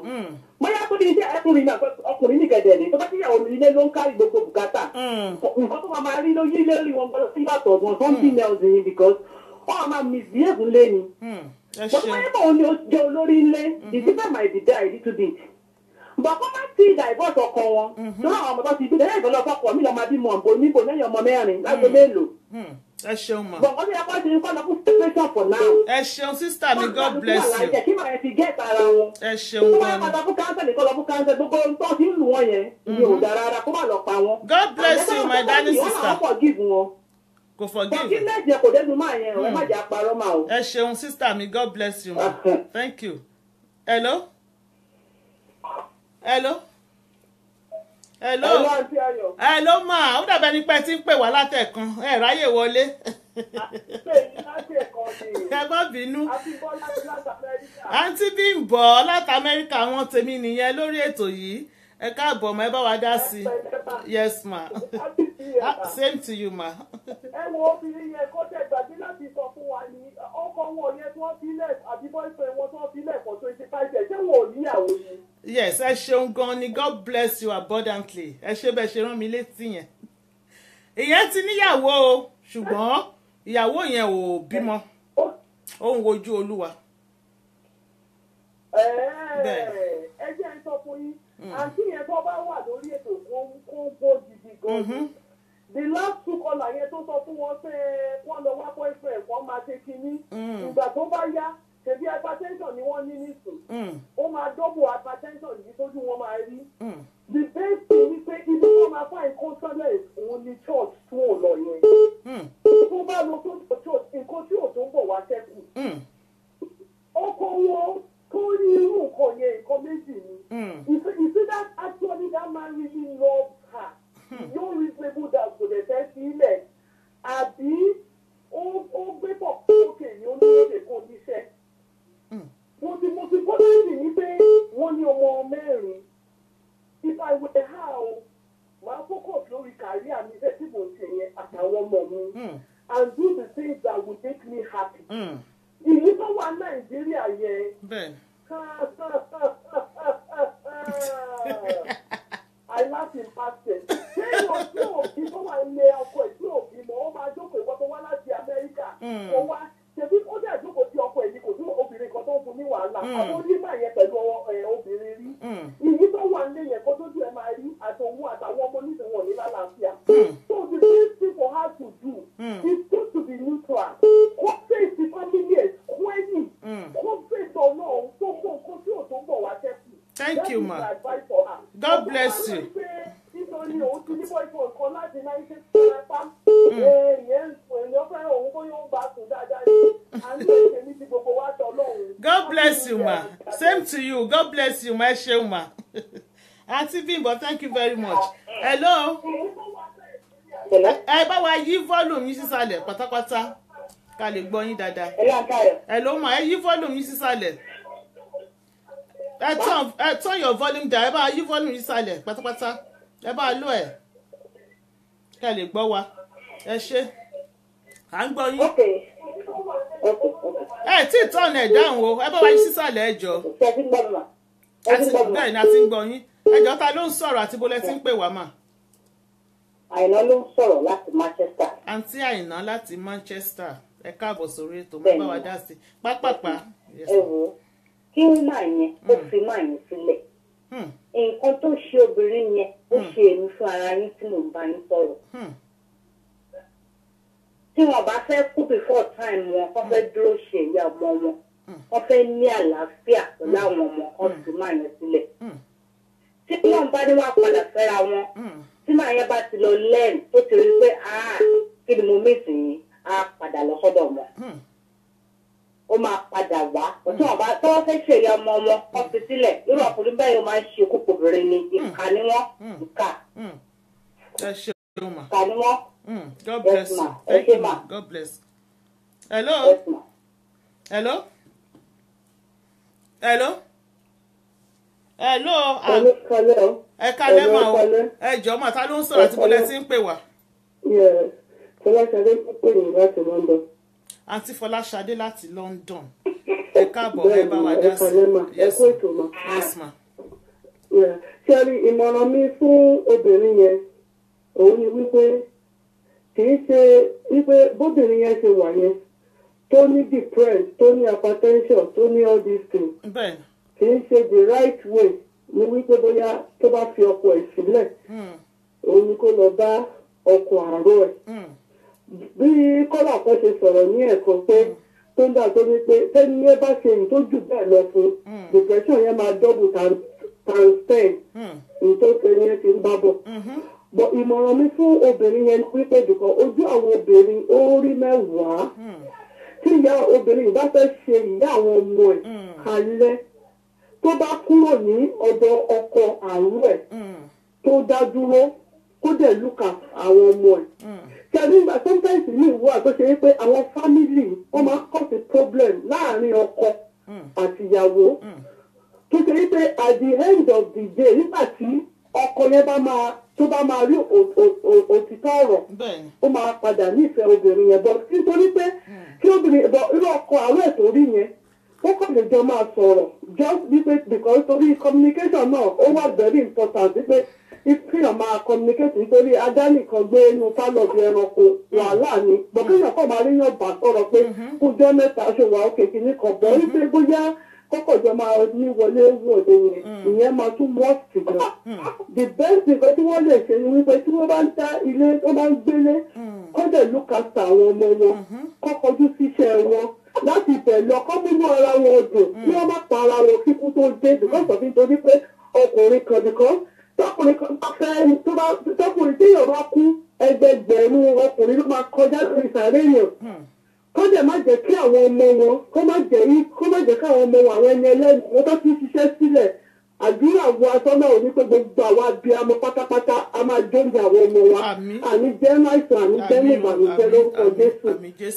lẹ́sìn tí obìnrin yẹn lè ṣe òun yẹn ni pé tó bá kúrò ní ọ̀dọ̀ ọkùnrin yẹn tó bá fi ọkùnrin yẹn sílẹ̀ tó dẹ̀ lọ wádìí kan tó ń gbé bẹ̀ tó jẹ́ kó mọ̀ kó dẹ̀ máa tọ́jú àwọn ọmọ yẹn kó tó bá ní wọ́n bá lè ṣe fọkàn ó ṣe fún tí ó bá dẹ̀ ṣe fún òun nìyẹn kó ṣàwà èlé olùkọ́ ó kò lè rí máa yẹ kọ́kọ̀jọ́ máa sọ̀rọ̀ ó jọ máa gba ọmọ wọn nímọ̀ràn ó jọ máa ṣe ìyẹn lè mí mọ̀ ní ìyẹn kọ́jọ́ mi mọ̀ ní pé that's the best thing ní ìlú tí ìgbé gba obìnrin yẹn nìyẹn o. ẹ ṣé o ma God bless you thank you ma bye ma yes ma hello last caller ló ń pè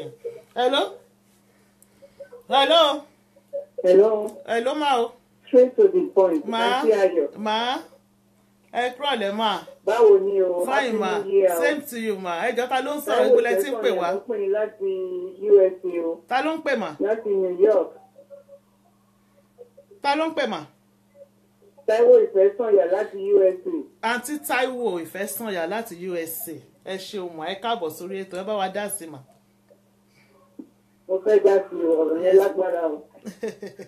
Ó ga. No, wrong number, please. Ẹ jẹ́ má bínú ìyá àǹtí Ayọ̀. Yes ma, à ń gbọ́ yín mà. Àǹtí Ayọ̀. À ń gbọ́ yín mà. Ẹ jẹ́ bá mi sọ fóbìnrin yẹn. Kó hypertension tó ń fúnra ẹ̀ yẹn. Kó kọ́kọ́ lọ gbàdúrà kó jọ kó máa gbàdúrà fún rẹ̀. Kó fi ara ẹ̀ fún àdúrà. Kó tọrọ fún ìdáríjì ẹ̀ṣẹ̀. Ṣẹgbọ́n fúnra rẹ̀ kó wẹra àmọ́ kó tọrọ fún ìdáríjì ẹ̀ṣẹ̀. Then second one kó lọ fún counseling lọ́dọ̀ àwọn òyìnbó. So that kò ní hypertension tó máa pa. Then máàlù torí tí mẹ́ǹtù tó wà ní Nàìjíríà yẹn kò ń ṣe máàlù ẹ̀ o ìyẹn náà máa fún ní dọ́gbù wàhálà ó dẹ̀ máa ṣe léṣe ni. Ṣé tó fẹ́ lọ bímọ fún yẹn ni at that stage tó wà ní. Ohun gangan ló máa mú ara ẹ̀ happy kó máa play music tó dáa kó make ara ẹ̀ happy. Ṣé yẹ ni tó bá ti make ara ẹ̀ happy tó dẹ̀ lọ fún counseling fún forgiveness and everything á dáa fún. ẹ ṣeun mà. nǹkan tí mi máa sọ fún yẹn o. God bless you. you. pé kò nídìí láti lọ fẹ́ Taniná tó lọ fẹ́ ọkọ kan tó wà ní Nàìjíríà òun kan aláṣìṣe ló máa ti fi ara. Thank you ma, God bless ma. Àmín Jésù. ẹ ṣé o. Yes ma, ẹ ṣeun ma. Hello. Hello. Hello. Ẹ bá wa yí fóònù yín sísàlẹ̀ ẹ jọ̀ọ́ ká lè gbọ́ yín dáadáa. Ẹ yí fóònù mi sísàlẹ̀ o, a gbọ́ yín rárá o. Ẹ má bínú ọmọ láti kọ̀tẹ̀, a gbọ́ yín. Ẹ yí fóònù mi sísàlẹ̀. Hello. Hello. Hello. Hello. Hello. A gbọ́ yín o. Ó dà pé kò sí net. Hello. Ẹ kálẹ́ mà o. Ẹ jọ̀ọ́ mà ta ló ń sọ̀rọ̀ àti bó lẹ ti ń pè wá o. Láti London ni aya ọba ọmọ aláàjì ló ń sọ̀rọ̀. Aya ọba ọmọ aláàjì. Mo gbọ́ yín lónìí. Ẹ ṣeun mà, ẹ káàbọ̀ sórí ètò, same to you. Ẹ bá wa dá sí pápápá. Nǹkan tí mo fẹ́ sọ fún àǹtí yẹn ni pé comfort láti máa sọ wípé torí ọmọ. Ká dúró lé ọkọ torí ọmọ. So ìgbà tóbìnrin bá dúró sílé ọkọ torí ọmọ ẹ jọ̀ọ́ kí lọkùnrin dúró ṣe o. So káàtì yẹn kán bá náà wọ́n fẹ́ live life wọ́n fẹ́ jèrè àwọn ọmọ wọn. Ó bẹ́tà kan find way wọn. That's my own advice mo fẹ́ fún wọn. Thank you. Bọ̀ ṣe mọ̀ èèyàn kan ti sọ tẹ́lẹ̀ tó bá kọ́ àwọn nìkan kó tó ra àwọn kó tó dá o. But ká stop láti máa sọ pé torí ọmọ. Then prayer, yes, prayer is the key. But ìgbà míì wà tó yẹ kó yẹ ká lo common sense wa for everything. So àdúrà ń gbà ní bọ̀ kò sẹ́yìn kan tó sọ pé kò sọ náà àdúrà ń gbà. But èèyàn náà lọ́nà máa rántí yàn. So àwọn gbogbo àwọn tó kọ̀ látàárọ̀ wọ́n ń sọ fún wọn. So fún wọn lọ tó rẹ̀ kán gbàdúrà dẹ̀ kán tó wá kán lu ọpọlọ wọn pé à Ọlọ́run sọ̀kalẹ̀ wá òyìn náà ló máa rántí wọn o. Kán ro àwọn ọmọ wọn kán ro ọ̀la wọn. Thank you ma. Ẹ tó dẹ̀ wà Nàìjíríà kán rántí. Ìyẹn wà Nàìjíríà tó péyàwó òbí mọ. Tó bá fẹ́ choose any other person kán wọ́n lè choose sí environment ibi kan wà. Another hypertension wọn máa lọ gẹ̀ẹ́sẹ̀ Nàìjíríà ni o. I'm telling her. So ó bẹ́tà kán ro dáadáa torí ọ̀la àwọn ọmọ. God bless you. Ẹ ṣeun ma. Yes ma, God bless you ma. Ẹ ṣe gan ni. Bye ma. Hello. Hello. Kọ́dà pé yẹn náà ti tún cut. Tọ́ àròjọ́ musolókun o. Èèyàn kan ti ń try láti pè wọlé. Kò ń ṣe UK kò dẹ̀ ń ṣe America 0 pé plus kìíní kan 4. Tẹ́nìyẹn bá pè. Ó dẹ̀ pé ibi tó jìnnà tán bá pè. Àá gbé àfiṣe last call. Bẹ̀tán bá ti pè wọlé àti kásẹ̀ ètò ńlẹ̀ nìyẹn. Ẹ̀yin tí UK má pè wọlé mọ́ o. A kàn máa fẹ́yàn yẹn ní opportunity láti pè wọlé. Tí kò yẹn bá wọlé lẹ́ẹ̀kan sí àá gbé. Ẹ ṣeun gan ni ẹ̀yin èèyàn mi. Ẹ rí báyìí, thank you very much. Àròjọ́ musolókun ọjọ́ ń rebi àná. Ṣùgbọ́n a ní ọ̀rọ̀ kékeré ìyànjú láti gba ara wa. Gẹ́gẹ́ bí mo ṣe sọ fún yín ní last year, tá bá ti parí ètò, ọ̀dọ̀ Àǹtí Ayọ̀ ní àǹfààní láti dá sí ètò. Àǹtí Ayọ̀ kàn ní àǹfààní. Ẹ̀yin ti UK. 4 4 7 4 8 Ọjà tí bá ti gbé eléyìí tán máa pa fóònù yẹn so that. 7 Hello. Ẹ lọ máa ṣe last call. Ẹ bá wa yí fóònù mi sísàlẹ̀. Ẹ bá wa yí fóònù same to you ma. Ẹ yí fóònù yẹn sísàlẹ̀ pátápátá. Happy New Year ma o. Same to you. Àmì Jésù. Ẹ jẹ́ ta ló ń sọ̀rọ̀ àti bọ́lá tí ń pè wá. Mrs. Akíntúndé ni ẹ ní káwọn London máa pè àwa London máa sọ̀rọ̀ àwa náà la máa sọ̀rọ̀ báyìí o. Àbí àrídìí ti ẹ̀yin ti London sí o. Yes ma, ẹ bá wa dá sí ma. Àǹtí Ayọ̀ torí yẹn ní agbára gan ni. Ó ní agbára. À ń gbọ́ yín ẹ bá wa yí fọ́ọ̀nù mi sálẹ̀ mà, ẹ yí sísàlẹ̀. Nọ́mbà yẹn ló dẹ̀ wọlé. Àǹtí ẹ ní láti súnmọ́ lọ́rùn gidi gan ni. Yes ma. Ṣé ń gbọ́ mi mà? À ń gbọ́ yín. Hello? À ń gbọ́ yín o, à ń gbọ́ yín mà. À ń gbọ́ yín dáadáa. Ẹ rí bí tiwa sí o. Ẹ bá wa yí fọ́ọ̀nù mi sísàlẹ̀, ẹ yí fọ́ọ̀nù mi sísàlẹ̀ pátápátá, ẹ jọ̀ọ́. Fóònù yẹn ti wálẹ̀ tẹ́lẹ̀. Ìṣọ̀dọ̀ mi ni. A ti ń gbọ́ yín nísìn, à ń gbọ́ yín dáadáa ń sìn. Àti yí o, àti yí tán o látàn léléyìí o, Àǹtí Ayọ̀. Yes ma. Anyway, nǹkan tí mo fẹ́ láti sọ ni pé àǹtí yẹn ní láti súnmọ́ lọ́rùn gidi gan ni. so wọ́n ní láti súnmọ́ Ọlọ́run wọ́n dẹ̀ ní láti tọrọ fún forgiveness. Reason tí mo ti kọ́ máa tọrọ fún forgiveness ni pé wọ́n sì wà under roof ọkùnrin yẹn. So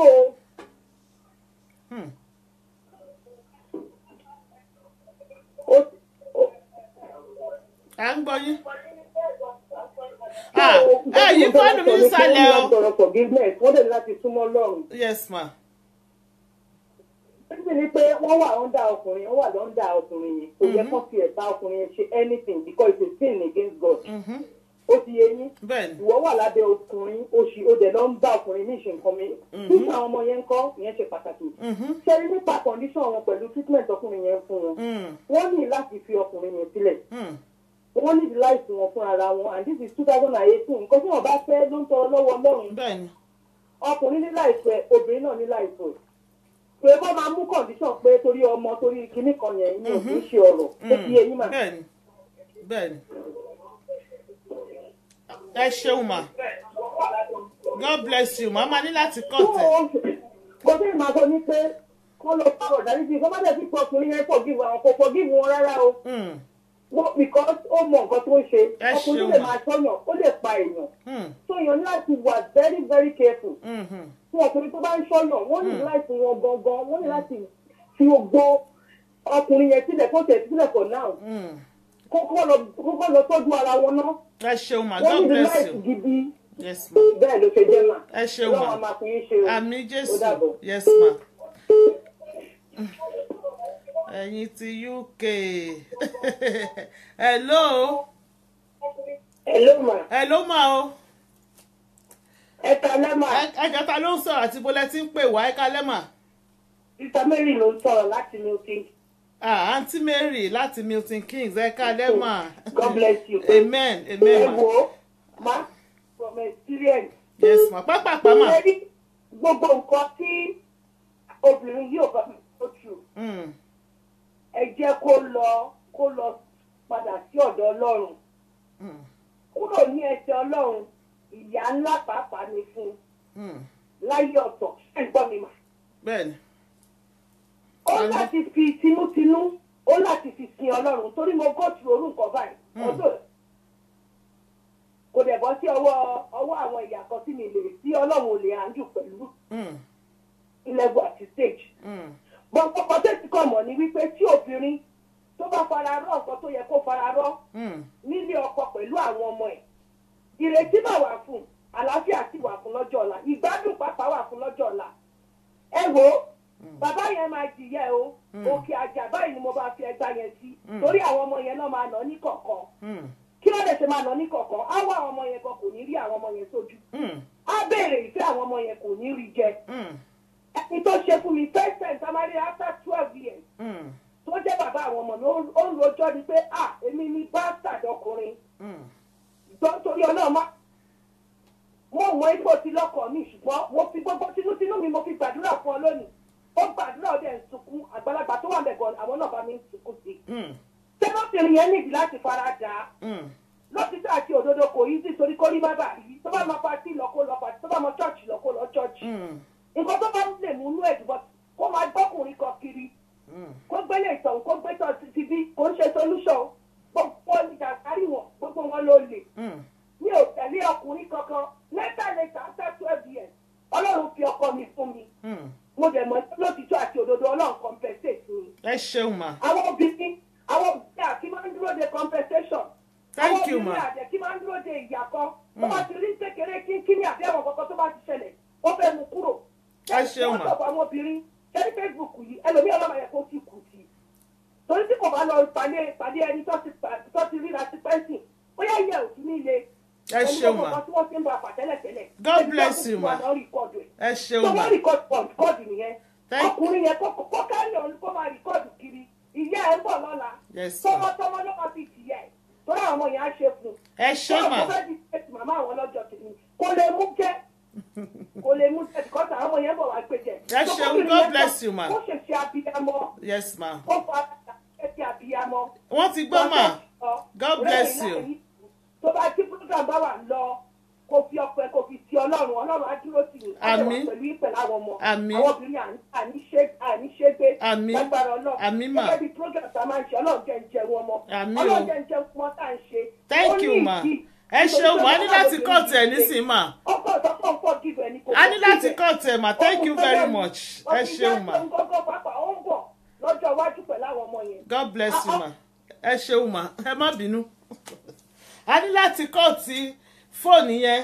Ọ̀rọ̀ tá a ti sọ ọ̀rọ̀ gidi ni. Ẹ ṣeun gan àròjọ musolókun. Ìṣọ́ mo tẹ̀ ń dúró de call kan torí ó ṣàtún wọlé bẹ̀tẹ̀ ẹnìyàn dẹ̀ pé wọn ò ní lọ́ọ̀kìlẹ̀ ní rárá láti bá wa sọ̀rọ̀ lórí ètò yìí. Nọ́mbà yẹn dẹ̀ pé +14 something kò ń ṣe Amẹ́ríkà +4 something ṣá kò dẹ̀ ń ṣe UK. Bẹ̀tẹ̀ ẹnìyẹn má bínú ẹ máa tún bá wa dá sétò mi lọ́jọ́ mi. Mo ní láti pa ojú òpó nísìnyìí torí àwòrán ọjọ́ musolókun ọjọ́ tire bí àná. Ẹ̀yin èèyàn mi ojú òní tì yín gbogbo ẹ tó bá dá sétò àti tó pè láti àǹtí Mary ẹ má bínú wa ní láti arípọ̀rọ̀ yẹn ẹ bá wa sọ ilé tó jẹ́ òótọ́ ọ̀rọ̀ ṣùgbọ́n a ní láti iṣẹ́ ìmọ̀ ilẹ̀ tí ń ṣú. Thank you very much. Mo máa bá yí ẹ̀mọ́ pàǹtí ayọ̀ a ní àǹfààní láti dá sí ètò láti akàn ní àǹfààní mo ní àǹfààní láti ka story yẹn ni mi ní àǹfààní láti advise ẹni tí mo mú story ẹ̀ wá pàápàá jùlọ lórí ètò yìí tí bá sọ̀kalẹ̀ a lè jọ fọ̀rọ̀ jomi toro ọ̀rọ̀ lórí àwọn ọ̀rọ̀ tí àwọn advices tí wọ́n ti gbọ́ lórí ètò ṣùgbọ́n mo lè gbà wá viewers níyànjú gẹ́gẹ́ bí ọgbọ́n orí tèmi ṣe mọ́. Àti tó sọ̀rọ̀ tán lẹ́ẹ̀kan yẹn wọ́n ní àwa obìnrin tá bá ti rí ìyà kékeré a máa ń fẹ́ gbọ́n. Mo fẹ́ ká rántí wípé àǹtí ìgbà tán bẹ̀rẹ̀ story wọ́n ní láti ìgbà táwọn ti marry láti day one àwọn wà happy so yí pé bóyá ó ti ń rosy ó wá sáré rí ìyà kékeré kan ó wá sáré fẹ́ kọ̀ láti day one bẹ́ẹ̀ ni tá bá forí tì nígbà míì ó máa ń wà òkè bẹ́ẹ̀ ara àwọn náà tán ti forí tì títí tá bá rántí story kan tí mo sọ ní last program tí mo ṣe mo kàn fi ṣe àpèjúwe mo ní mo mọ èèyàn kan tó pa ara ẹ̀ torí ọ̀rọ̀ ọkọ ẹ̀ tọkọ ẹ̀ wà Nàìjíríà tó pa ara ẹ̀ tó commit suicide ọkọ tó lòun ò lè wá bá gbé nílùú òyìnbó òun náà fún níwèé pé kó wá tọ́jú àwọn kó wá jókòó táwọn ọmọ ìgbà yẹn ló ṣe lè wá gbé nílùú òyìnbó good job tó ń pariwo I had a good job tó pariwo lọ́jọ́ náà lọ́hùn good job yẹn ó filẹ̀ o nígbà tán fún níwèé ó wá jókòó ti àwọn ọmọ ìyàwó nílùú òyìnbó wọ́n ń fún lówó ń gba gbogbo ẹ̀ ó dẹ̀ fẹ́ obìnrin míì tó ń tọ́jú àwọn ọmọ yẹn so therefore ìyànjú tèmi ni wípé tó bá kọwájú sí ẹ kó tá tó bá kọ ẹ̀yìn sí ẹ kó tá tó bá kù wọ nìkan tèrò ara ẹ pa èèyàn lè kò sí nǹkan kan tó wọ̀ kéèyàn sọ ẹ̀mí èèyàn nù nílé ayé tá wà yìí life is too short èèyàn dẹ̀ láwọn ọmọ téèyàn máa fi para èèyàn téèyàn máa fi sọ pé mo ní hypertension o ẹ̀mí ò láàrọ̀ ẹjọ́ pera yín jókòó ọkọ àtìyàwó tó bá wọ̀ tó bá ṣe látúnṣe ẹjọ́ sọ tẹ́ bá ti mọ̀ pé kò látúnṣe ẹjọ́ ẹ find solution ẹ find way ara yín nítorí ọmọ tá à ń pariwo àwọn ọmọ ẹ wo tàwọn ọmọ yín ẹ wo tàwọn ọmọ yín woman tí mo sọ pé ó para ẹ̀ lọ́jọ́ kìíní àná wọn ò sin àwọn ọmọ yẹn mọ́ o wọn ò sin àwọn ọmọ yẹn mọ́ ó dá lọ ní fámíà ọkọ ń jayé àwọn ọmọ yẹn kẹ̀dẹ̀rẹ́ ó lè rí bákan láti rẹ̀ fáwọn ọmọ yẹn táwọn náà bá dàgbà wọ́n ti dàgbà ń sìn yìí ìyà ò lè jẹ wọ́n pàápàá jùlọ nílùú òyìnbó àwọn náà ti ń bá life tí wọ́n á kàn máa lọ sí burial ground mọ́mì àwọn wọn flower ló jẹ wọ́n á fi flower sórí ibẹ̀ ó bá parí ẹjọ́ ẹ̀mí ò láàrọ̀ ẹ̀mí ò pé méjì kò ní photocopy kò ní duplicate ẹ̀mí yìí náà tó bá wà la lè fi tọ́jú àwọn ọmọ tá à ń pariwo tí ò bá sí kí la fẹ́ fi tọ́jú wọn ọlọ́mọ yẹn kàn fọwọ́ abọ́ oúnjẹ kan fi gún àwọn ọmọ wa lórí pé ṣé mi mo pàyà ẹ̀ so ìyànjú kékeré tí mo ní fún àwa obìnrin nìyẹn ẹ̀yin ọkùnrin wọ́n ní you do not know the value of what you have until you lose it or you do not appreciate what you have until you lose it. àwọn ọkùnrin wọ́n máa ń pe èyí wọ́n máa ń ti àwọn ọkùnrin míì wọ́n máa ti obìnrin wọ́n ti ìyá àǹtí rú àǹtí ìsìn gbogbo akọ́lá lọ́kàn láti mú mọ́ra iṣẹ́ ẹ̀mọ́ temptation gan gbà mí nígbà tó bá ti mú ìyàwó ẹ̀ tó ti sọ di nǹkan tó yẹ kó sọ́dà nínú ilé kò wà happy.